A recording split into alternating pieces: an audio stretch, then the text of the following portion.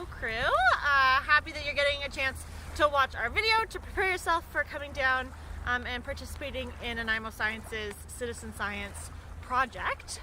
My first question for you to think about before you arrive here is, what is citizen science?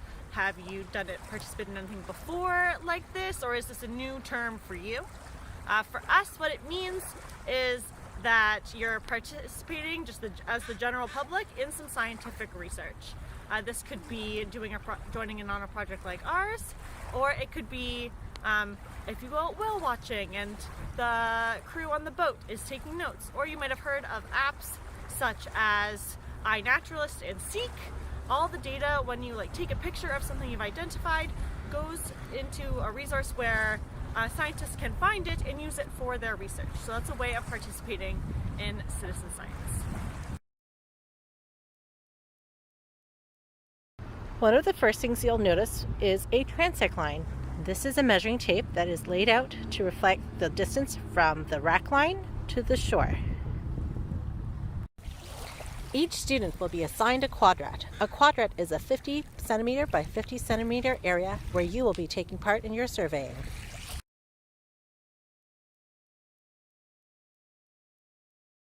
Project today is we are doing a survey for bivalves. So a bivalve is a mollusk that has two shells. So they've got one on the top and one on the bottom. They're bivalves. So this could be clams, mussels, oysters, are all in the bivalve class. Specifically, we are looking for an invasive species of bivalve known as the varnish clam. So an invasive species, it has two main rules. It has to not be originally from here, and then once it arrives, they tend to take over the area and can be harmful to other creatures that are living in that space. The invasive species we're searching for today is the varnish clam.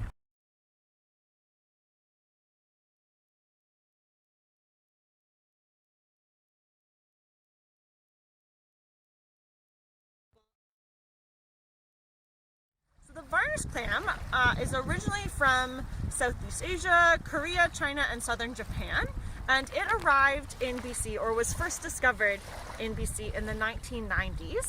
It's thought that they arrived in water on ships, and when the ships arrived in port, they dumped out the water, and the larvae, or the young clams, made their way into the ecosystem and settled and grew on the beach. And since then, they have been very, very prevalent. So our goal is to survey the beach and take note of what species of bivalves we're finding here, and of that, how many are varnish clams. Other species you might find are Pacific little neck clams and manila clams. They can be very tricky to tell the difference between, but one thing you'll notice is their hinge is much less visible than that of the varnish clam. Another feature that distinguishes them from the varnish clam is they have lines and ridges in multiple directions. So whereas the varnish clam has these horizontal lines, the manila clams and Pacific little neck clams have their lines and ridges both horizontally and vertically. This will help you in distinguishing between whether you're looking at a varnish clam or not.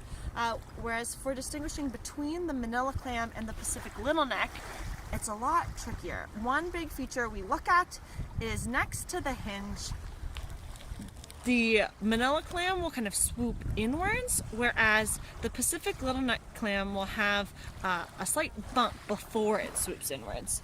We've highlighted it on your identification sheet in these spots to help you out, and if you're ever unsure, just speak to one of the leaders who will be here at the beach with you, and we can help you identifying between the manila clam and the Pacific little neck clam.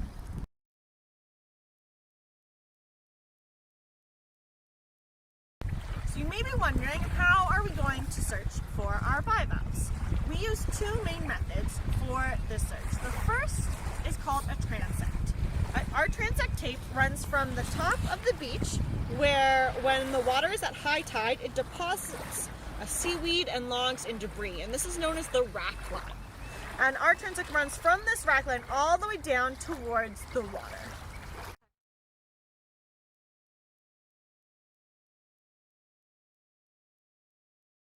The second tool we use is called a quadrant. For us, our quadrats are 50 centimeters by 50 centimeters squares, and we use this so that every group is looking for clams in the same amount of space, in the same area. We break up our transect line into 5-meter chunks. So you'll be assigned a 5-meter area where you will choose to put down your quadrat, and then you will dig inside that quadrat. We do this by alternating every 5 meters which side of the line the quadrat will be placed down. For my example quadrat, I am between 10 to 15 meters down the beach. So I am quadrat C. And I've placed mine here beside me. And as you'll notice, I've only dug inside the quadrat. What you'll do with your group is dig down to about 15 centimeters, collecting any live bivalves you find. We're only interested in serving the live bivalves on the scene. And the best way to tell the difference between them is occasionally you can tell by color, but the most reliable way to tell the difference is to dip them in water. Once you've dipped them in water, the dead bivalves will open up and you'll see that there's nothing inside them. Whereas the live bivalves are holding their valves closed to retain the moisture and water inside them, so you won't be able to open them.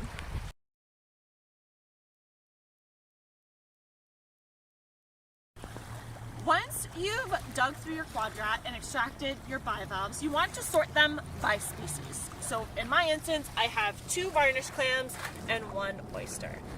Our next task is to measure them. The reason we measure them is because the larger adults have a bigger impact on the ecosystem than the smaller individuals do. To do this, we use a tool called a caliper. It can look kind of confusing and a bit like a claw. And the reason we do this is because it takes more exact measurements than a ruler would.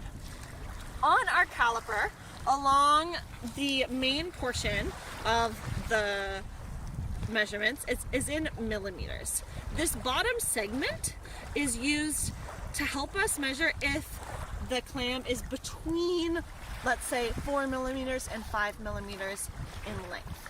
So to use our calipers, we open them up nice and wide. The measurements we're taking of our varnish clams and any other clams you find are the width of the varnish clam. We'll put the clam next to the caliper and slowly slide our caliper in until we reach the width.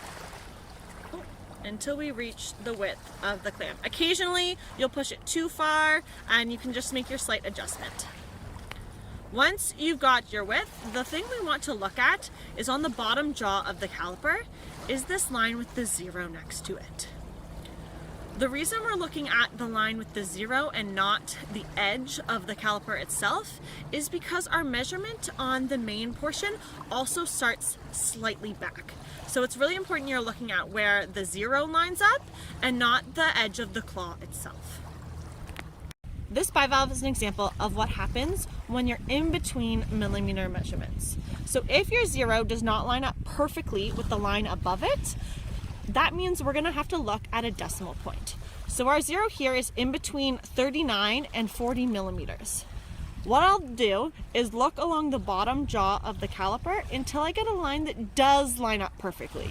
In this case, the 4 lines up perfectly with the line above it, and so it would be 39.4 millimeters. We will review the methods of measuring the clams and identifying them when you're here with your class at the beach. I'll go over how to use these calipers once more and let you practice on rocks or empty shells that we find.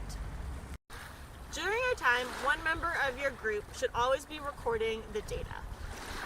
We'll record who you are, what day you're here, and what section of the transect you're examining. We'll also record every species of bivalve you found and its measurement. Because we're serving live animals, when we're done, we always want to make sure we return them to the beach. So it's really important that after you've recorded all your measurements, we rebury the animals.